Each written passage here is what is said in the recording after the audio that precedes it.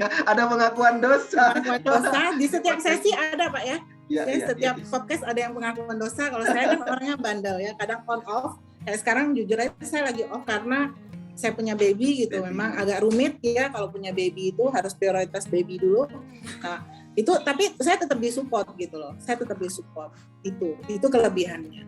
Kalau di masa-masa Ibu mungkin ya kayak tadi ya Bu, di masa-masa awal Ibu gitu ya menghadapi penolakan, ya ada yang udah PHP gitu ya, Ibu sedih, itu hadir nggak sih Bu leader-leader untuk mendukung? Karena gini, kalau bicara tentang bisnis kan ujung-ujungnya kadang-kadang udah deh gitu ya, lu boleh curhat ke gue, yang penting ada duitnya gitu ya, yang penting ada closingannya gitu, yang penting ada produksinya. Nah di momen-momen Ibu lagi drop, ada nggak sih Bu leader-leader yang dukung, leader-leader yang support Bu?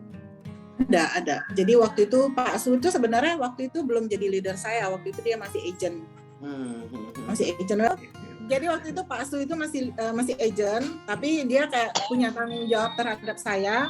Jadi dia tetap temenin saya prospek, walaupun kadang-kadang menurut Kosu ya, waktu dia temenin saya tuh nggak langsung closing, tapi ditemenin yang leader satu lagi, Pak Irfan, itu saya bisa closing menurut dia gitu. Tapi ya tetap disupport, tetap ditemenin gitu loh. Bagi saya bukan closingnya, yang penting mau ditemenin dulu gitu. Kalau misalnya saya nggak ditemenin, saya lebih marah gitu loh.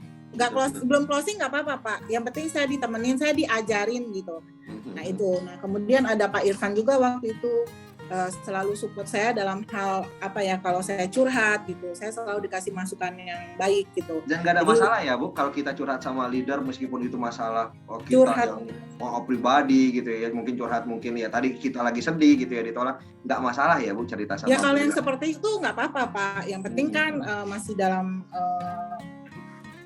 yang bahasan pekerjaan ya.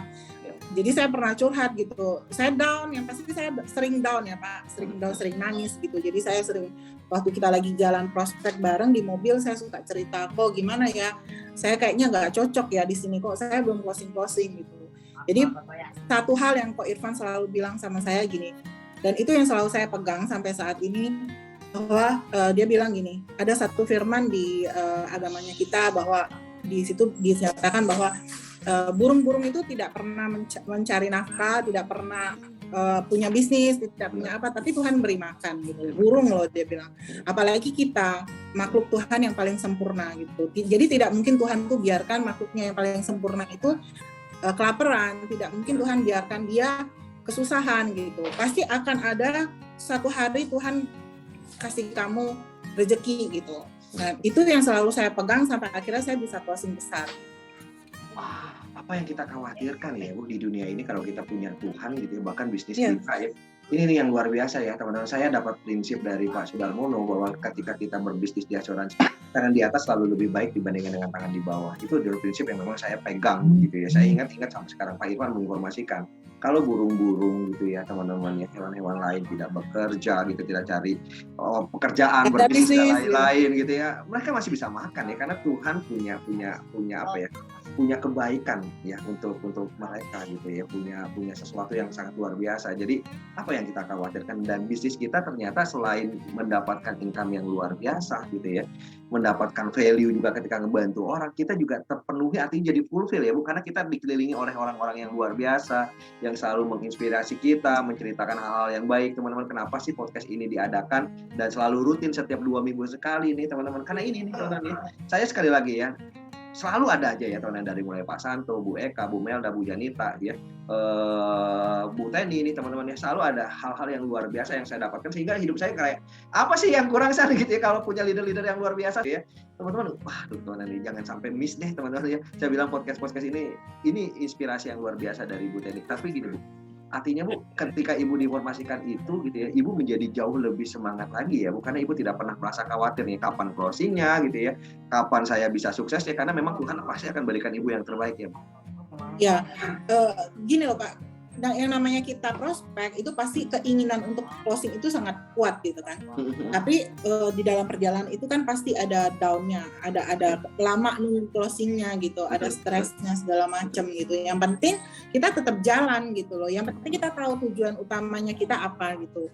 Yang di dalam perjalanan itu pasti ada sedihnya, ada down-nya gitu, ada kepengen closing itu pasti gitu loh Pak. Tapi maksudnya jangan karena belum closing kemudian kita putus asa sekali gitu, jangan. Penting kita jalan terus, tahu tujuan utama kita apa. Dan karena memang ada momennya ya Bu. Tapi kita mau tanya ya, flashback lagi ke belakang. By the way teman-teman, kalau teman-teman ada pertanyaan buat Bu Teni silakan ya di kolom chat, teman-teman silakan tanya. Saya akan wakilkan pertanyaannya teman-teman untuk ditanyakan kepada Bu Teni ya, silakan teman-teman. Nah, saya mau balik lagi Bu. Kalau Ibu punya tujuan di awal ketika Ibu bekerja sebagai admin ya, dengan income yang tadi Ibu ceritakan ya, Rp800.000, lalu Ibu melihat, oh kapan kayaknya. Pertanyaannya adalah, sudahkah Bu terwujud Bu selama 11 tahun Ibu berkarir dari 2010 sampai 2021, apa yang Ibu inginkan, apa yang Ibu harapkan Bu untuk bisa benar-benar ya, ini loh saya sudah dapatkan ini gitu ya, benar-benar Ibu mendapatkan kenyamanan itu Bu? Sudah sekali Pak. Wow, kalau dari presentasi Bu, Pak Sengguan bilang 95% apa yang didapat oleh Pak Sengguan, Ibu sudah dapat nggak Bu? Sama seperti Pak Sengguan nilainya Bu? Kalau saat ini apa yang saya mau sudah 100%, bukan 90%. Yang pasti gini ya Pak, namanya kita hidup itu pasti ada upgrade ya. Dulu misalkan contoh saya nggak kebayang bisa beli mobil, saya nggak kebayang bisa beli rumah.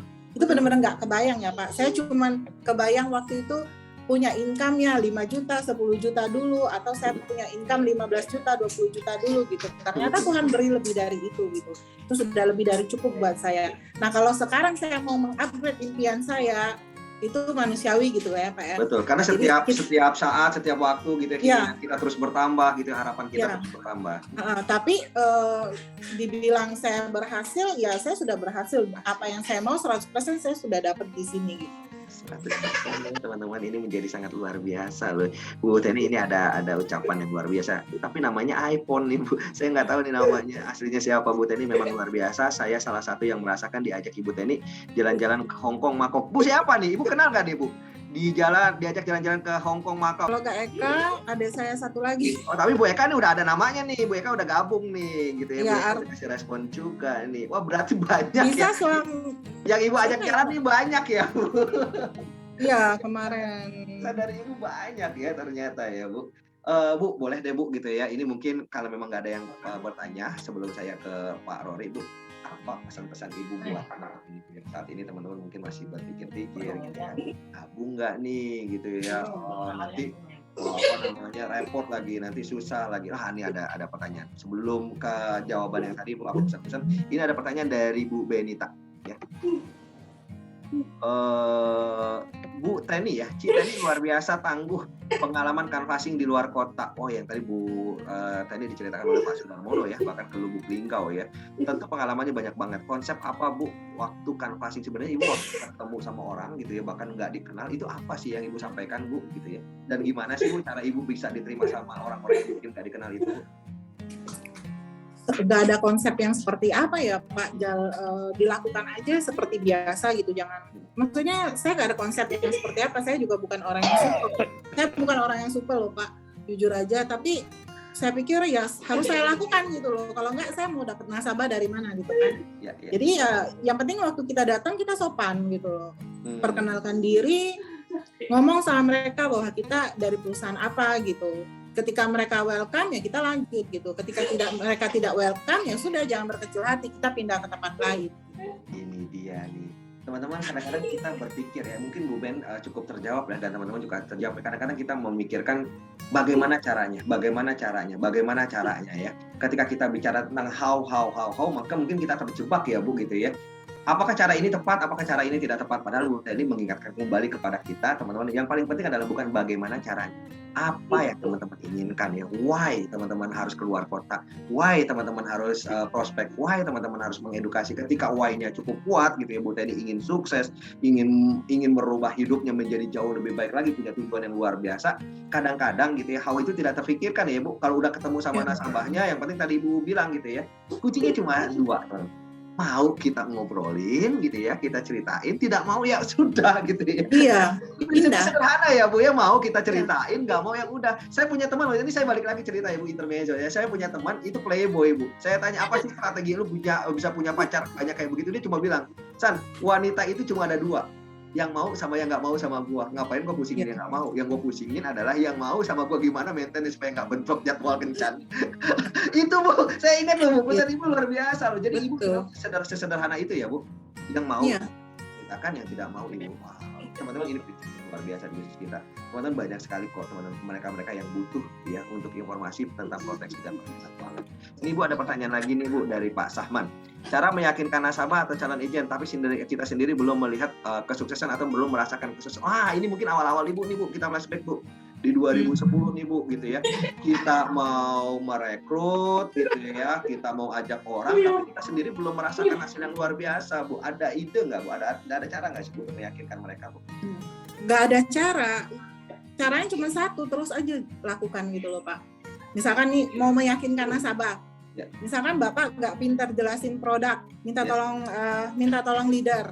Ya. Leader kan nggak mungkin temenin setiap saat gitu ya. Betul. Mungkin 1, 2, 3 leader temenin, nasabah belum yakin. Ya. Yang bisa meyakinkan nasabah itu diri kita sendiri Pak. Nah, itu. Bukan cara kita menjelaskan produk, tapi bagaimana kita terus menawarkan dia. Di situ mereka akan melihat bahwa ini orangnya tekun, ini orangnya teguh gitu, ini orangnya konsisten nawarin saya gitu. Lama-lama nasabah akan percaya sama kita gitu. Nah, nasabah yang merekrut ya Bu, merekrut juga seperti itu ya. Kita belum berhasil, ya cerita saja terus ya Bu. Cerita saja dulu. Iya. Terus tentang bisnis. Ya contohnya kayak Eka gitu. Ya tawarin aja terus sampai ada satu hari Eka akan join sendiri gitu. Sampai si agent itu, orang itu akan join sendiri gitu. Kita tidak bisa paksakan, segala sesuatu tuh ada jodohnya gitu loh Pak, ada waktunya. Jadi kita tidak usah bersedih untuk sesuatu yang memang belum waktunya gitu loh. Yang pasti kita lakukan aja bagiannya kita gitu loh. Itu. Wow, pesan dari Bu Teni sangat powerful ya. Pak Saman mungkin sudah terjawab dan teman-teman juga sudah terjawab ya teman-teman. Yang paling penting adalah teman-teman bukan kita sudah mendapatkan apa lalu kita cerita. Nah ini juga ya teman-teman ya, kenapa sih kita mengadakan podcast ini teman-teman. Kadang-kadang teman-teman kita baru pikir udah nyampe apa sih, udah nyampe. Enggak, tujuan kita adalah terus nyampein, terus ceritain kebaikannya, terus ceritain manfaatnya, terus ceritain hal-hal yang baik tentang produknya. Seperti yang Bu tadi bilang, orang itu ada momentumnya ya, kadang-kadang memang seperti itu ya. Udah ditawar-tawarin, kita flashback deh ya sama Ibu ya, ketika Ibu pertama kali join kan banyak yang nolak ada gitu, tapi banyak 1,2 miliar loh. Mereka juga kayak begitu, awalnya nolak, tapi ketika udah diajak jalan, akhirnya nyerahin diri. Kan itu konsep yang sederhana ya Bu, yang penting sampaikan aja dulu. Jangan pernah menyerah untuk menyampaikannya. Betul.